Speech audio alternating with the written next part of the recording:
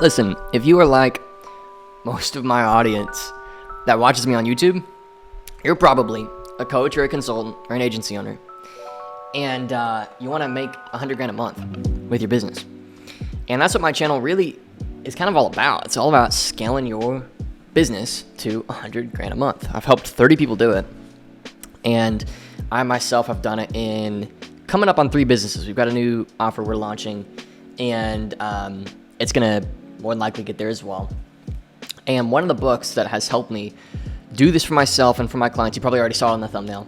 You probably already know the book, but it's this book right here. It's called The Motive by Patrick Lencioni. If my camera would freaking focus on it. You get the idea. I mean, it's not gonna focus, but there it is. And I wanna talk in this video. Let me see if I can get this. Come on, there we go. Patrick Lencioni, The Motive. Like, I wanna talk in this video about, and I actually already recorded this video, but I wasn't happy with it because I just didn't feel like I got to the core point of what I'm trying to communicate. And I want to start with the core point of what I'm trying to communicate. And I would say that if there is one major factor in every business that I have personally worked with, or they're in one of our group programs, and they're stuck at that one-man show level, or maybe one hire, or maybe one, you know what I mean? Like they can't bring in a whole team. I would say that the reason why they can't get past that point is large in part described by this book, and that reason, which I'll cover throughout this video, is so simple but so overlooked by so many business owners. Okay, and it's deadly simple, but it's not really talked about because it's not sexy. Okay, and the unsexy stuff is often where there's the most money to be made. Like, if you've run a business for very long at all, you know that people who put on a big show and look a certain way are often not that way at all. And this book is the epitome of diving into that exact effect. So what I want to do in this video is talk about this book, The Motive. I want to talk about when I read it and how it helped me. Frankly, I was already doing $100,000 a month in profit before I read this book.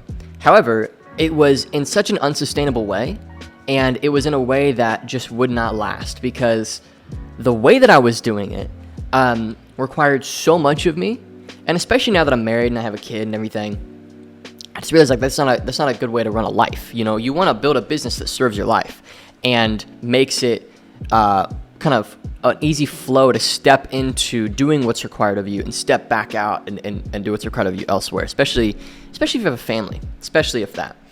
But even if you don't, you want to have a business that serves you. So, The Motive. What does it talk about, and why do I think that you need to read it in order to reach $100,000 a month? Well, I'll talk about the key stages of somebody growing a 6-figure a month coaching or consulting, done-for-you business, done-with-you business. Whether you have like a done-for-you offer, you totally do something, or you consult and you do a little done-for-you work, or you just purely coach and consult. It doesn't really matter. I grew my marketing agency to $50,000-$60,000 a month, ventured into consulting, got that to, multi-6 figures a month, and have now helped, 30 people get to $1 million a year with their offers.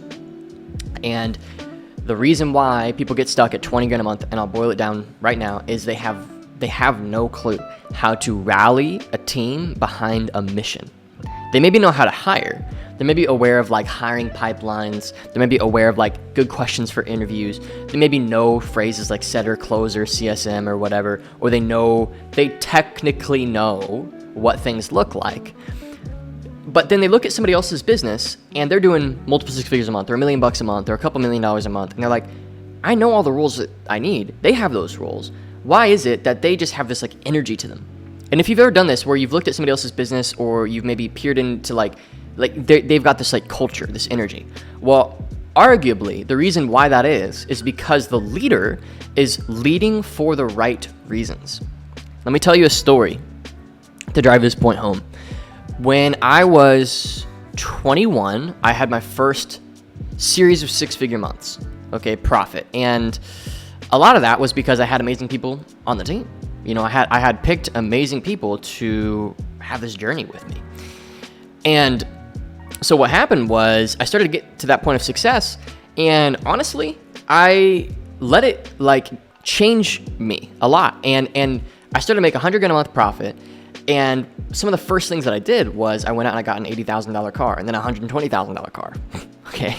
So I had 2 really nice cars, right? I had like 6 luxury Rolex watches. One was worth like 45 grand. That's my most expensive one. I did all this like stuff, and there's nothing wrong with that stuff. There's nothing wrong with it. You should totally do that.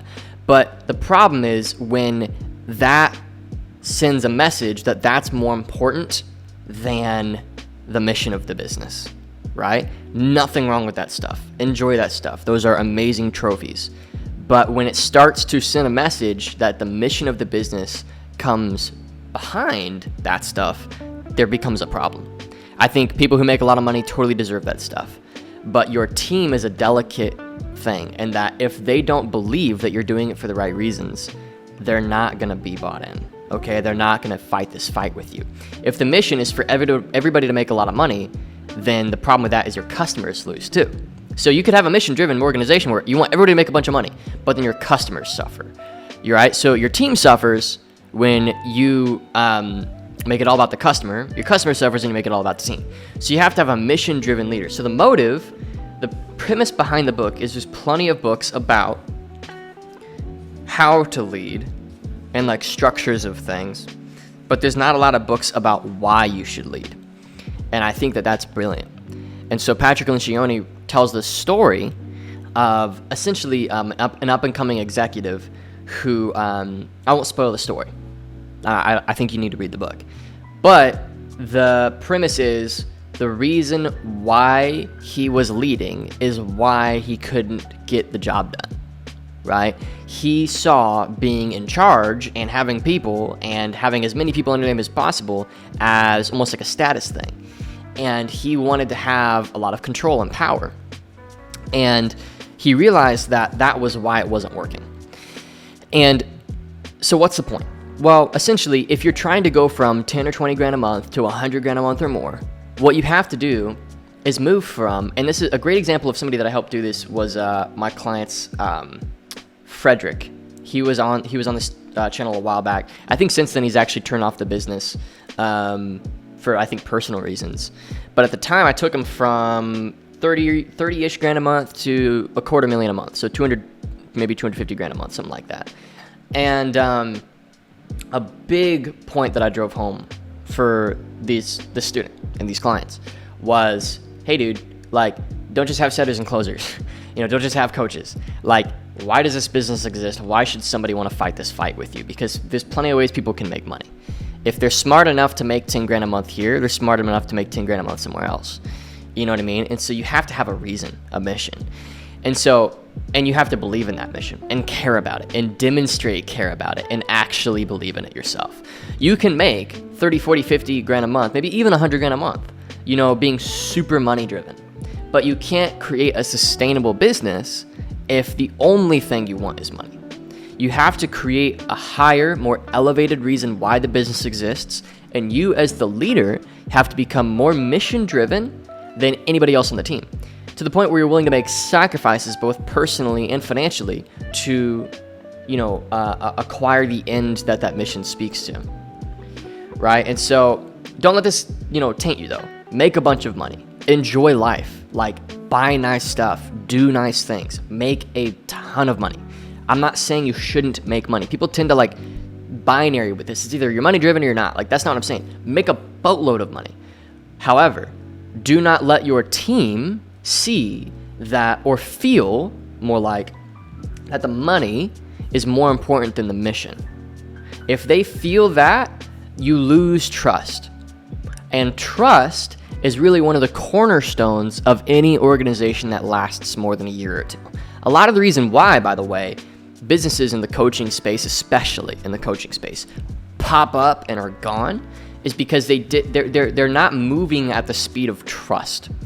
Okay, so they're putting team members in place and scaling really quickly, and there's so many like pre-trained people for specific roles in this industry where it's like, oh, you need a media buyer? Hey, I've got like 60, here you go. You need a sales rep? Oh, here you go. They're Frankensteining this business that doesn't have any sort of like a real purpose. It's literally just there so everybody can make a bag and go home. And again, there's nothing like morally wrong with that. I have no personal issue with that.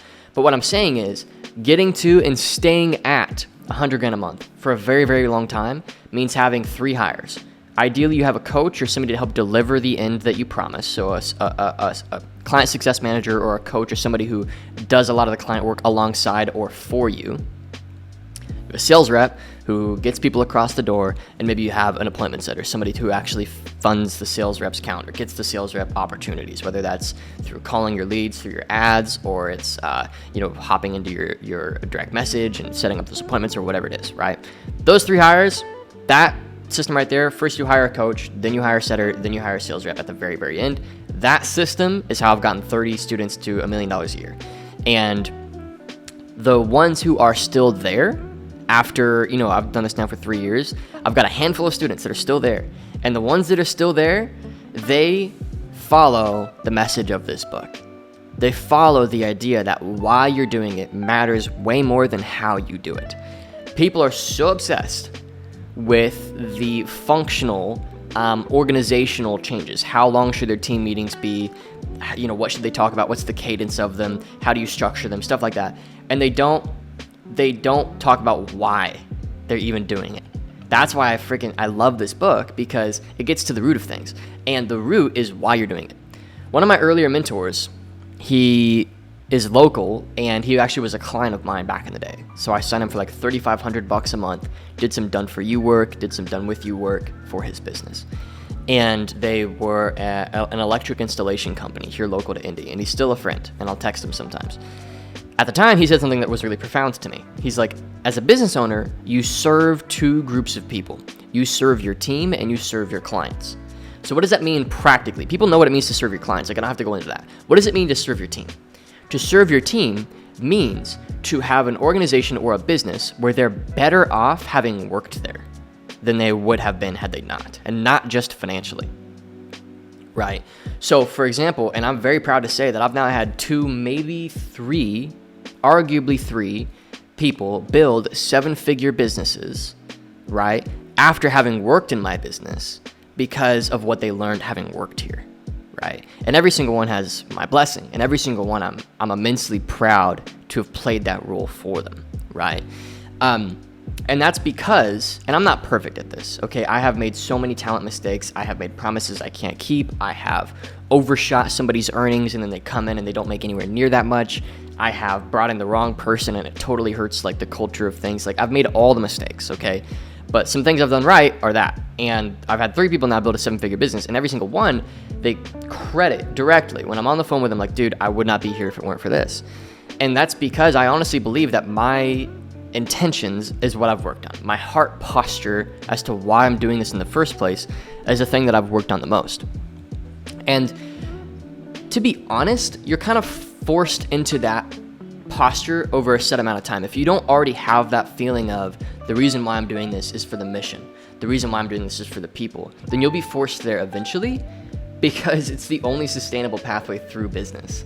If you're not doing it for the people that you serve, team and clients, you're not doing it to see their life get better and empower them with tools and resources so that they can have the things that they want, then eventually your boat's going to run out of fuel, because people will sense that and they'll leave. And this actually happened to me. When I was having my first massive successes, really, I went out and I got all this stuff, and I kind of just stopped I stopped leading with the same veracity. I stopped showing up in the same way. I kind of took my foot off the gas. I kind of just slipped on certain standards, and I let things get a little messy in my business, and that caused some toxicity, and people left, and so that's because I wasn't leading for the right reason, right? So highly recommend you read this book, The Motive. Patrick Lencioni absolutely nails why you should lead. How you should lead, somewhat simple. Literally, I could tell you in 30 seconds. Freaking hire, here's the hiring process. Here's how you train, whatever. I have so many videos on that, and I'm the only one who has videos on that. Literally, there are hundreds of videos about hiring pipelines, interview questions, culture, all that stuff. But why you lead is the conversation that then inspires a very natural how, right? How you run your calls. For example, instead of asking what's the right format for how I should run my team meetings? Well, if you were there to serve your team, let's say the premise of your team meetings is you're there to empower your team to succeed and give them the tools that they need to succeed, right? What would your team meetings look like if your job was to give them the tools that they need to succeed? Very naturally, the solutions start to come up. It's like, well, I would probably, review their interactions with clients and help address any of the issues that are keeping them from doing the best work and earning the most commission here. Something like that. You know what I mean? Or maybe I would, get a group call going with my whole sales floor, and we'd review calls over and over again and help them think the way that I've learned how to think about how to handle certain objections and questions and stuff with clients so that they can make the most money here. You know what I mean? So it's really all about creating an environment where they succeed, not bringing people in so that you can level up. You will level up way more if you have this mindset. Keep in mind, you'll make a ridiculously larger sum of money than you ever did having that mindset of, I'm bringing people in so I don't have to do it, right? That hiring methodology of, I'm bringing somebody in so that I don't have to do it. I'm bringing somebody on so that I don't have to waste my time with this task that's beneath me. That lacks the humility you need in order to have a business that actually lasts. No task should ever be beneath the owner. No task. Freaking, you should be willing to keep your own books on a spreadsheet. You should be willing to call every single one of your clients. Like, you have to be the most mission driven of anybody on your team. And I'm kind of speaking to myself right now. And I'm kind of speaking to buddies of mine who I know in the industry who have made a couple $1,000,000 and they're sitting on it and they're not really making any moves right now. And they're just kind of just chilling.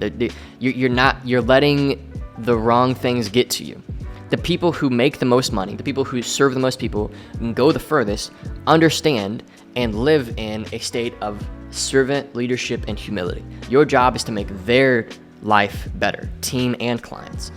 Now, where do you draw the line? Because if my job is to make my team's life better, how do I know when to let somebody go? And it's a very, very simple thing. It's essentially, if in your gut you're not happy they're here, you need to let them go.